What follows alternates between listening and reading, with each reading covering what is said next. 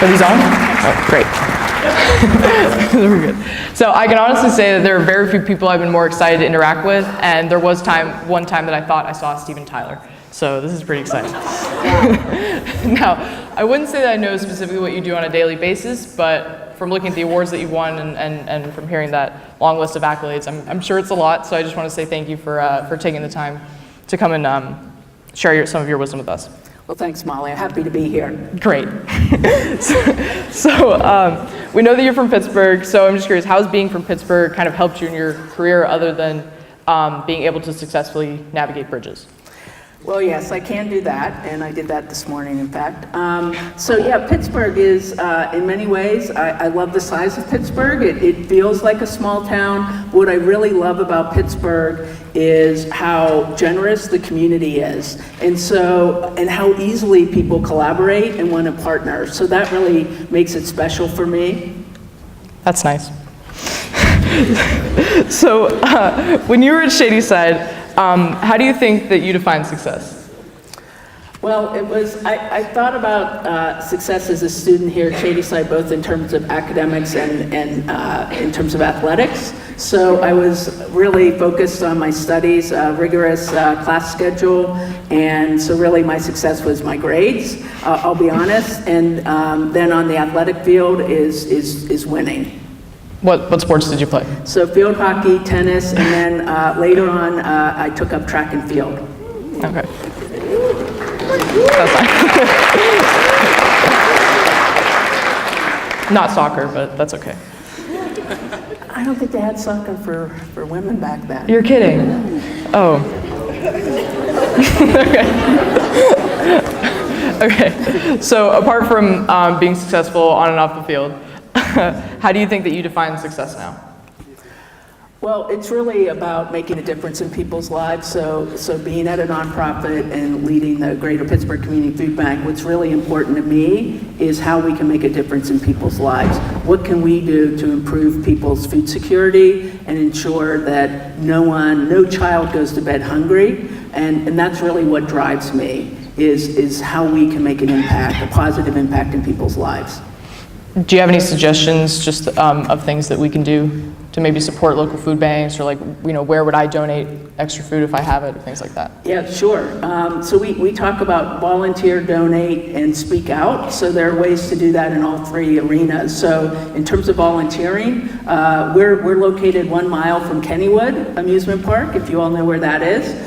We'd love for you to come down to our facility and repackage food, help us get food that can go onto our inventory and get out to feed families. We also have large produce distributions in southwestern Pennsylvania in many neighborhoods, and we're looking for volunteers for those opportunities. Also going to a food pantry. So we do have this network of almost 400 food pantries that provide grocery items to families in need. And there are ones everywhere, including Fox Chapel.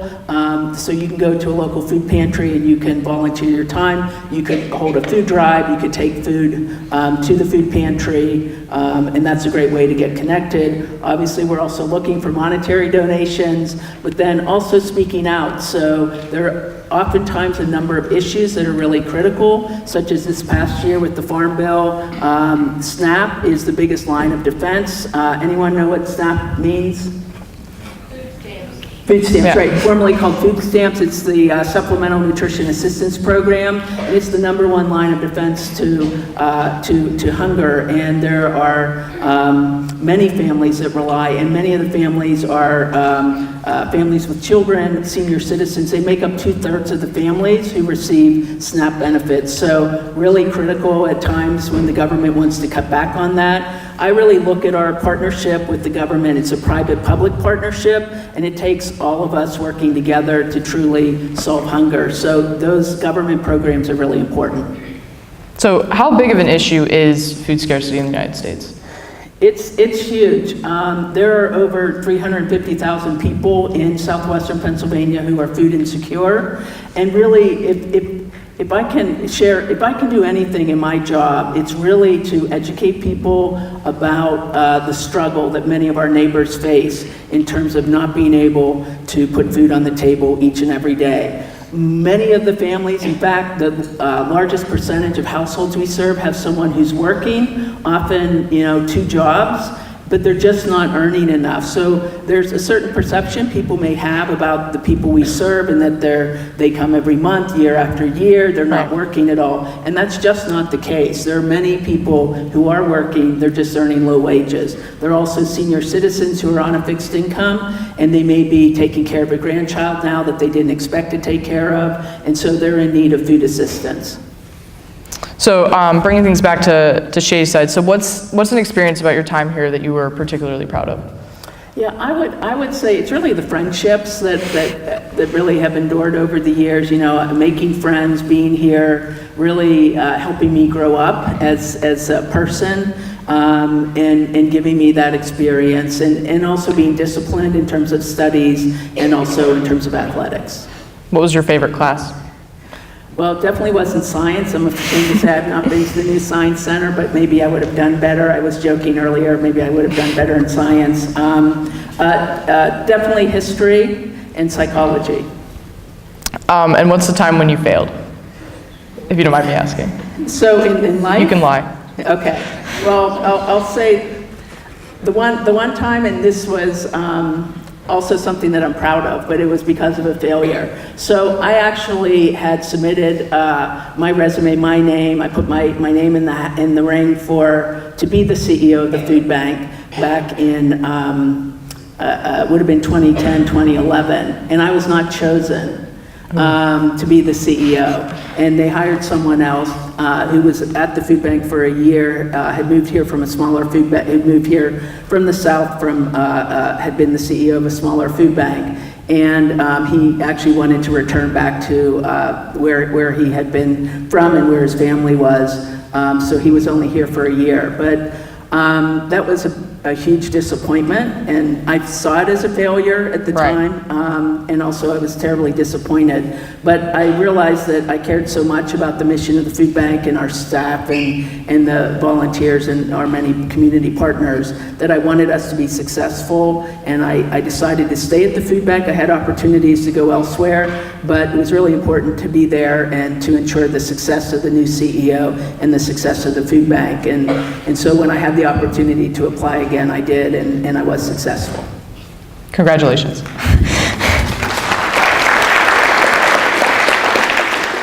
So looking at your transition from Boston University and getting your JD, how did that progression towards being the CEO of a food bank work? Because not that I would know the traditional path to being a CEO of a food bank, but it doesn't look like your path. So how did that kind of work? And when did you know that you wanted to work for a nonprofit?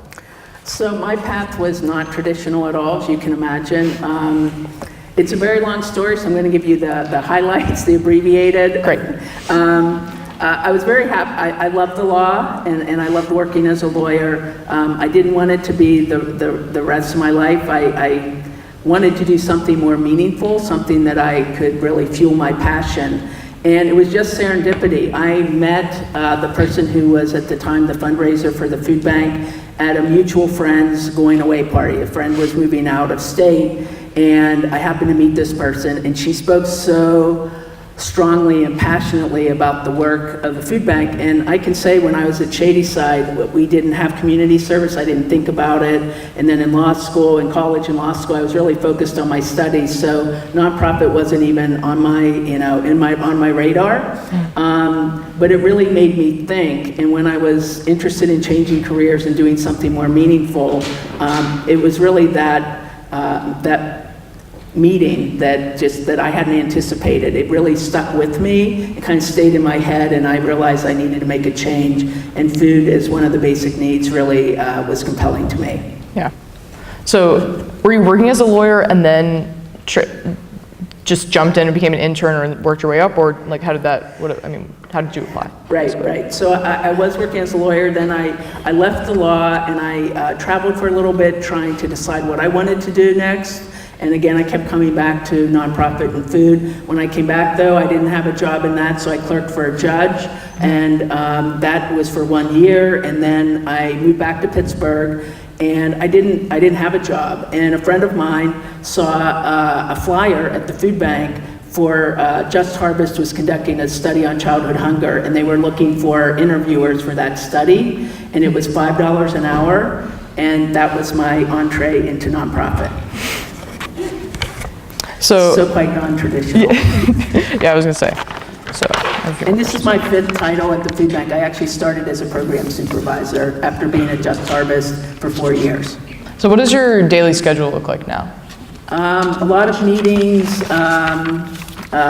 both at the food bank with staff, but really out in the community a lot. And whether I'm meeting with community partners, donors, groups, giving talks like this, it's pretty jam-packed. There's a lot of demands on my schedule, and I have to be really thoughtful about how I spend my time because a lot of people want to meet and talk about the work that we're doing.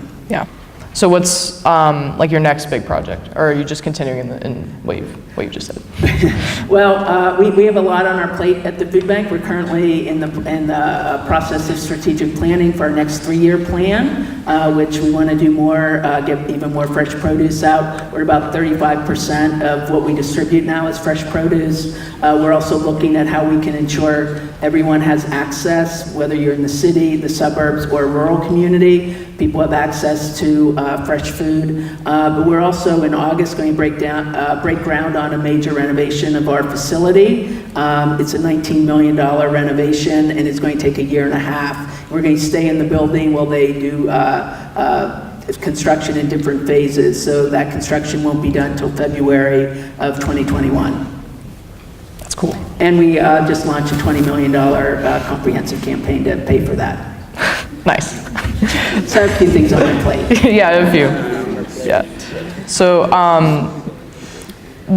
so you talked about fresh produce. So how are you getting that? Is it donations, or are you getting it from grocery stores or things like that? Yeah, so we have great Giant Eagle, Walmart, local grocery stores definitely donate food to us. We also have about 40 of the local farms, a lot of them in southern Butler County and in Beaver County. They donate excess crops to us. Then we get product from around the country. We get any item you'd see in a grocery store. We even get greeting cards. I remember once getting a tractor trailer load of greeting cards.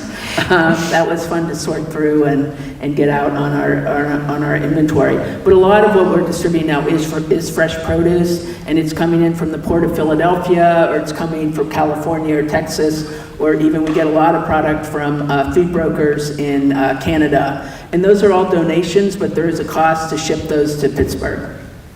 What does that cost look like? Well, so take apples. We almost always have apples on our inventory, and if apples come from, say, the state of Washington, that donation will cost us $9,000 to get 1 truckload here. It'll cost about $4,000 to truck those apples across the country to us, and then we pay the grower a fee to get the donation ready so that they're not out any cost. They don't make a profit on it, but they have their workers box up the apples to get the donation ready. So you're paying for like cost of labor and supplies, right? That's right, yep. So donation you're paying for. Right. Okay. So what is an example of low-hanging fruit solutions to our local food insecurity? So I mean, I did ask this a little bit before, but what's something that I should be doing? So maybe not wasting food as much, or like things like that. Yeah, there's a lot of food waste, and actually the trends we're looking at is we do expect that there'll be less food waste as people find innovative solutions, such as selling ugly fruits and vegetables now. Those are items that used to be donated to food banks, and now they're being sold. And so we're used to that, being food banking in the food banking industry, I guess you could call it. We're used to that supply going down. That happened with canned goods. You see the rise of the dollar stores and those other items that used to be donated. So we expect the same to be true for produce, but we know there's still a lot of fresh fruits and vegetables left in the fields every year. They expect around 6 billion pounds every year. We all have a lot of waste in our own homes and regionally here at the grocery store. So we do whatever we can to get as much of that food waste as we can. So you mentioned it seems like a prioritization of fresh fruits. How important is it to get fresh fruits and vegetables to people who are food insecure? Oh, that is such a great question, because we have a health and wellness team at the food bank. We really focus on doing more to have to develop partnerships to improve people's health outcomes, and having access to fresh food is really important, especially produce. So many of the people we serve have diet-related diseases such as hypertension or diabetes, and so it's really important for us to get as much fresh produce out as we can. And then we're partnering with health partners. So a great example is the Healthy Food Center at West Penn Hospital, and that's essentially a food pantry that they have at West Penn Hospital. So if you're being discharged and you're deemed to be food insecure, you can go to that food pantry. And Highmark paid for a walk-in cooler and a walk-in freezer. So we have a lot of fresh produce, we have some frozen meat. So it's really important because we want to get in front of a chronic disease. So there's a lot of people there'll be times when they won't eat enough, and it really impacts their health. And so if we can get to people and they have fresh produce and they have healthy food before they develop a chronic disease, that's really our goal. That's amazing. So last kind of question, and then I'll do some fun quickies to kind of wrap things up. But how do you maintain a sense of optimism about the future? That is so easy. Well, That's a serious question. I'm an optimistic person in general, but I will say when I'm talking to people who are food insecure, people who had been food insecure, it's really been great to hear from people. It's really quite a privilege that people share their stories with me. So almost any time that I'm out talking to people, someone will come up to me and they will tell me they will share their story of when they were a child and they were raised by a single mom and they remember getting food from a food pantry and how that really impacted their lives. And our staff bring back stories. Just one quick one I want to share. I know we're running out of time, but it was in Somerset at a summer food site. So their summer food program that the federal government reimburses us for meals, so the kids have nutritious food in the summer when school's out.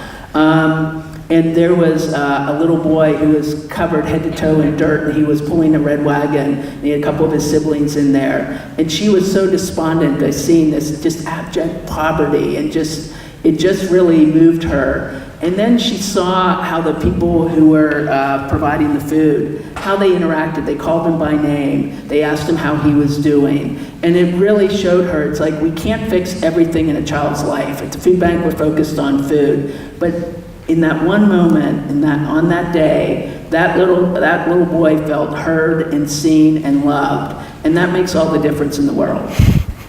Wow.